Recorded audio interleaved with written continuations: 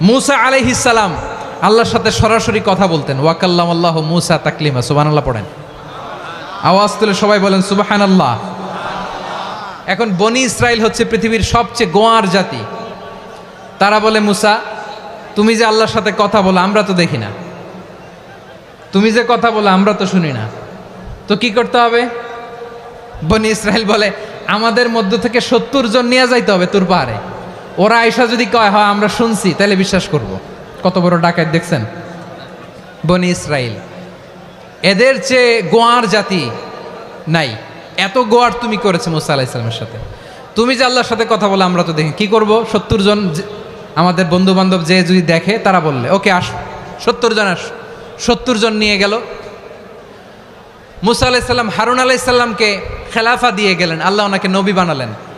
মুসা আলাইহিস সালাম বললেন, হারুন খবরদার, বনি ইসরায়েলের মধ্যে তাওহীদের বাণী প্রচার করবা, ঐক্য ধরে রাখবা, বিচ্ছিন্ন হতে দিবা না। চলে গেছে। এইদিকে বনি ইসরায়েলের এক দুষ্ট লোক ছিল, নাম সামিরি। কি নাম? সামিরি। সে সবাইরে বলল তোমাদের স্বর্ণগুলো ফালাও। স্বর্ণগুলো ফেললো। বনি ইসরায়েলের স্বর্ণগুলোকে গলিয়ে সে একটা গরুর বাচ্চা বানালো। গোবৎস। কিসের বাচ্চা? দেখেন গরুর পূজা কিভাবে শুরু হয় পৃথিবীতে প্রথম। গোবৎস পূজা, গরুর বাচ্চার পূজা কিভাবে। সে স্বর্ণ গলি গরুর বাচ্চা করে জিবরাইল আলাইহিস সালাম যে জমিনে এসেছিলেন, ওই ফেরেশতার পায়ের নিচের একটু মাটি সে বুদ্ধি করে প্যাকেটে রেখে দিছিল। সে গরুর বাচ্চা বানায় স্বর্ণ দিয়ে গলিয়ে ওই মাটি এটার মধ্যে ঢুকাই দিছে ভেলকি দেওয়ার জন্য। স্বর্ণ দিয়ে বানানো গোবৎস গরুর বাচ্চার গায়ে যখন সেই মাটি ছুঁড়ে দেয়া হলো, এখন বাছুরের ভেতর থেকে ভ্যাঁ ভ্যাঁ আওয়াজ আসতেছে। কি আসতেছে? সবাই তো অবাক। সামিরি বলে, আরে তোমরা যে 70 জন দিয়ে মুসা আলাইহিস সালামরে পাঠাইছো, ওইদিকে এত ঘুরতেছে, আল্লাহরে খুঁজে পায় না, আল্লাহ তো এটার ভিতরে ঢুকছে। নাউজুবিল্লাহ বলবেন না? তোমরা যে 70 জন দিয়ে পাঠাইলা, 70 জন নিয়ে মুসা আলাইহিস সালাম খালি ঘুরতেছে, আল্লাহরে পায় না। পাবে কেমনে? আল্লাহ তো, নাউজুবিল্লাহ, এটার ভিতরে সেজদা দাও। এই সেজদা দিয়ে গেল। আল্লাহর নবী হারুন আলাইহিস সালাম বললেন, খবরদার, এটা সুস্পষ্ট শিরক। আল্লাহ সব গুনাহ মাফ করে, শিরকের গুনাহ মাফ করে না, খবরদার তোমরা থামো। কে শোনে কার কথা? এই যে যেমন এখন আপনারা আমার কথা শুনতেছেন না? শুনতেছেন? হারুন আলাইহিস সালাম বললেন, খবরদার, এই শিরকি কাজে তোমরা সংযুক্ত হয়েও না। তোমাদেরকে কি মনে নাই আমার ভাই মুসা আলাইহিস সালাম কি বলছে? আল্লাহ শিরক মাফ করে না, খবরদার শিরক করো না, আল্লাহরে ভয় করো। হারুন আলাইহিস সালাম তাদেরকে বুঝালেন, শিরক করো না, আল্লাহরে ভয় করো।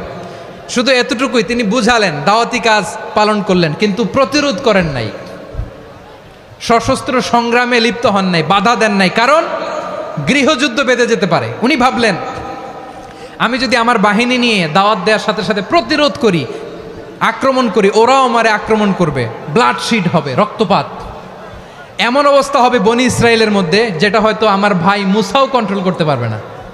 সুবহানাল্লাহ কইবেন না? এক একজন নবীকে আল্লাহ তাআলা কি ইন্টেলেক্ট দিয়ে পাঠিয়েছেন।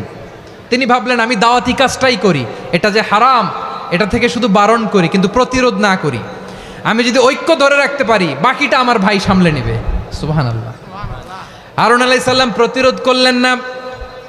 বনি ইসরায়েলের মধ্যে গৃহযুদ্ধ বেঁধে যাওয়ার আশঙ্কায় প্রতিরোধ করলেন না, আক্রমণ করলেন না, শুধু দাওয়াত দিলেন। ইন দ্য মিন টাইম মুসা আলাইহিস সালাম আল্লাহর সাথে কথা বলে যখন ফিরে আসলেন, দেখলেন বনি ইসরায়েলের অধিকাংশ লোক মুশরিক হয়ে গেছে। মুশরিক হয়ে গেছে। মুসা আলাইহিস সালাম রেগে গেলেন। রেগে প্রথমে বনি ইসরায়েলদেরকে অ্যাটাক না করে ভাইয়ের দাড়ি ধরলেন। হারুন আলাইহিস সালামের দাড়ি আর চুল।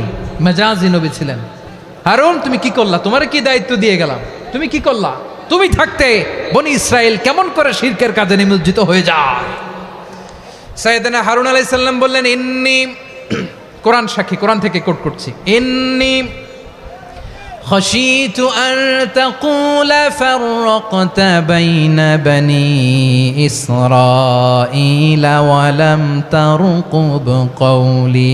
ও আমার ভাই, আমার দাড়ি ধরবেন না, আমার মারবেন না। আমি ভয় করেছি, আমি ভয় পেয়েছি, না জানি আপনি বলেন তুমি কেন খাশিতু আন তাকুলা ফাররাকতা বাইনা বনি ইসরাঈল, আপনি এসে আমারে যদি বলেন তুমি কেন ঐক্য ধরে রাখলে না, কেন মারামারি হলো, কেন রক্তপাত হলো? তোমার কি এই দায়িত্ব আমি দিয়েছিলাম? আমার কথার দিকে কি তুমি ভ্রুক্ষেপ করো নাই?